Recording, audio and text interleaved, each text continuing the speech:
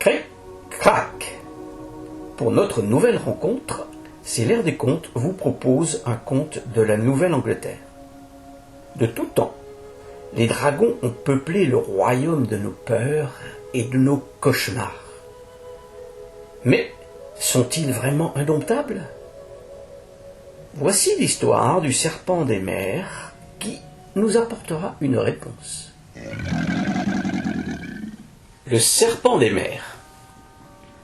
Bien des légendes ont couru sur la côte qui longe la Nouvelle-Angleterre dans le Nouveau Monde. Mais il n'en est guère de plus étrange que celle du serpent des mers. Ce fut un pêcheur qui, le premier, décrivit aux gens de Cap Anne la terrible apparition. Il avait vu, oui, de ses yeux vu le serpent. Aucun rapport avec les énormes squales auxquels il avait dû parfois faire face. Non. C'était un véritable monstre, celui-là. Aussi long que 10 grands mâts de navire, pas moins. Une énorme gueule comme l'entrée de l'enfer. Et une langue fendue en deux qui sifflait atrocement quand il la darnait. Ses écailles viraient parfois au vert, parfois au rouge, et ses 2 yeux jaunes en disaient long sur sa cruauté. Pendant longtemps, on ne parla que de ça. On disait que le monstre apparaissait tantôt dans la baie de Gloucester, tantôt dans celle de Nahan. On venait de partout pour tenter de l'apercevoir, de loin si possible. Pas une femme de pêcheur qui ne trembla à l'annonce de l'apparition ici ou là de l'épouvantable animal. Pas un pêcheur qui ne scrutait désormais l'horizon avec de l'effroi au fond des yeux. La réputation du serpent des mers fut bientôt telle que le Muséum d'histoire naturelle de Londres offrit une énorme récompense à quiconque ramènerait la créature. Ce qui déclencha une véritable ruée vers la Nouvelle-Angleterre. Chasseurs de baleines, spécialistes des reptiles, aventuriers de tout poil se précipitèrent là-bas. Parmi eux, un jeune homme du nom de Lawrence. Ce n'était ni un baleinier, ni un expert. Simplement, le plus merveilleux chanteur que la terre n'ait jamais porté. Sa voix envoûtait quiconque l'écoutait. Nul violon, nulle flûte ne pouvait rivaliser avec lui. Il lui suffisait d'entonner un chant pour que tout s'arrêtât autour de lui. Lawrence n'était pas seulement un merveilleux chanteur, c'était aussi un sacré malin. Pourquoi ne charmerait-il pas le monstre avec sa voix, comme les fakirs le font avec les serpents en Inde, se disait-il. On se moqua de lui, ce gringalet, et avec une misérable coque de noix comme navire.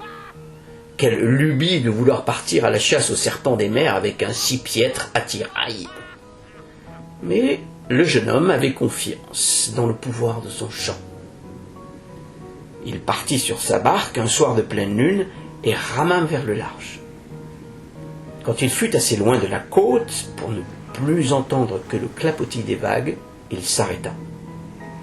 Puis, debout, il commença à chanter.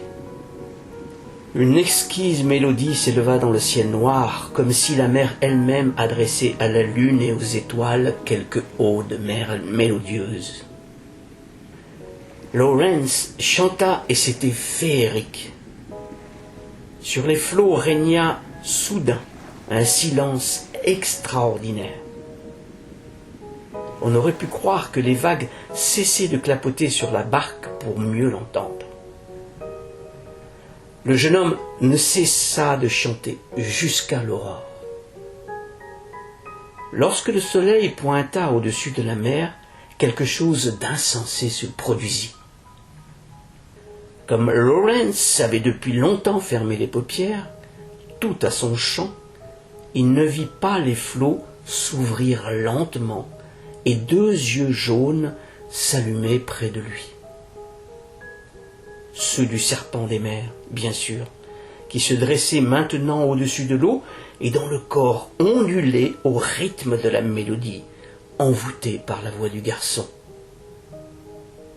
Lawrence l'aperçut enfin. Mais, malgré la taille gigantesque et le regard terrifiant du monstre, il ne fut pas effrayé, non.